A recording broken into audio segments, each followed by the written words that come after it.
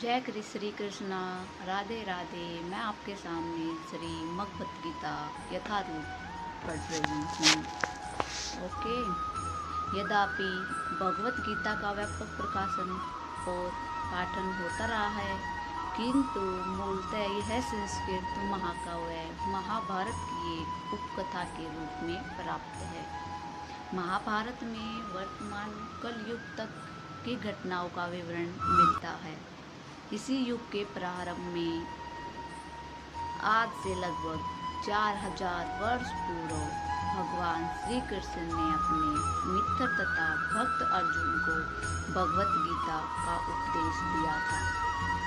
उनकी यह वार्ता, जो मानव इतिहास की सबसे महान दार्शनिक तथा धार्मिक वार्ताओं में से एक है, इस महायुद्ध के शुभारंभ के पूर्व हुई, जो धृतराष्ट्र के 100 पुत्रों तथा उनके चचेरे भाई पांडु या पांडु पुत्रों के मध्य होने वाला व्रतघातक संघर्ष था।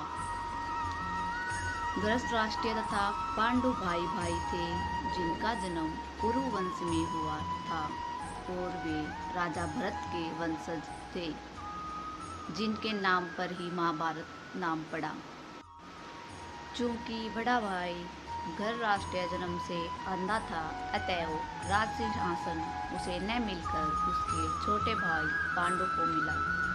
पांडु की मृत्यु अल्प आयु में हो गई, अतएव उसके 5 पुत्र युधिष्ठिर, भीम, अर्जुन, नकुल तथा सहदेव धृतराष्ट्र की देखरेख में रख दिए गए, क्योंकि उसे कुछ काल के लिए राजा बना दिया गया था। इसी तरह धृतराष्ट्र तथा पांडु के पुत्र एक ही राजमहल में बड़े हुए। दोनों ही को गुरु द्रोण द्वारा सैन्य कला का प्रशिक्षण दिया गया और पूज्य भीम पितामह उनके परमादर्श दाता थे। तथापि धृतराष्ट्र के पुत्र, विशेषतः सबसे बड़ा पुत्र दुर्योधन, पांडवों से घृणा और ईर्ष्या करता था। अंधा तथा दुर्बल हृदय धृतराष्ट्र पांडु पुत्रों के स्थान पर अपने पुत्रों को राज्य का उत्तराधिकारी बनाना चाहता था। इस तरह धृतराष्ट्र की सहमति से दुर्योधन ने पांडु के युवा पुत्रों की हत्या करने का षड्यंत्र रचा। 5 पांडु अपने चाचा विदुर तथा अपने ममेरे भाई भगवान कृष्ण के संरक्षण में रहने के कारण उनके प्राणघातक।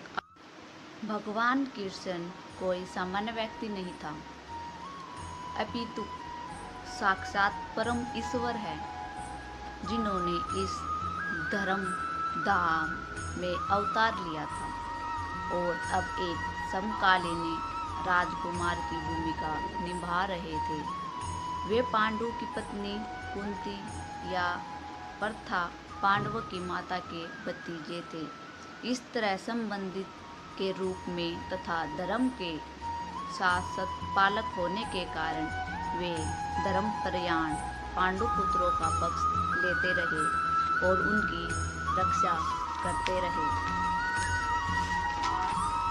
किंतु अंततः चतुर दुर्योधन ने पांडवों को वृत्त क्रीड़ा के लिए ललकारा। उस निर्णायक पदों में दुर्योधन तथा उसके भाइयों ने पांडवों को की सती पत्नी द्रौपदी पर अधिकार प्राप्त कर लिया और फिर उसे राजा तथा राजकुमारों की सभा के मध्य निवस्त करने का प्रयास किया। कृष्ण के दिव्य हस्तक्षेप से उसकी रक्षा हो सकी।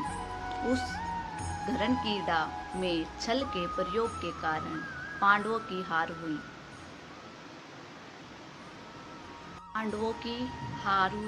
तथा उन्हें अपने राज्य से वंचित होना पड़ा, मतलब अपने राज्य से निकलना पड़ा और 13 वर्ष का वनवास के लिए जाना पड़ा।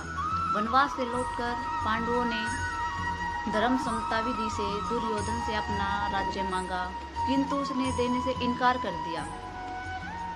क्षत्रियों के शास्त्रानुमोदित कर्तव्य को पूर्ण करने के लिए 5 पांडवों ने अंत में अपना पूरा राज्य न मांगकर मांगकर केवल 5 गांव की मांग रखी, किंतु दुर्योधन सुई की नोक पर भी भूमि देने के लिए सहमत नहीं हुआ। अभी तक तो पांडव सहनशील बने रहे, लेकिन अब उनके लिए युद्ध करना अवश्यभावी हो गया। विश्व भर के राजकुमारों में से कुछ धृतराष्ट्र के पुत्रों के पक्ष में थे, तो कुछ पांडवों के पक्ष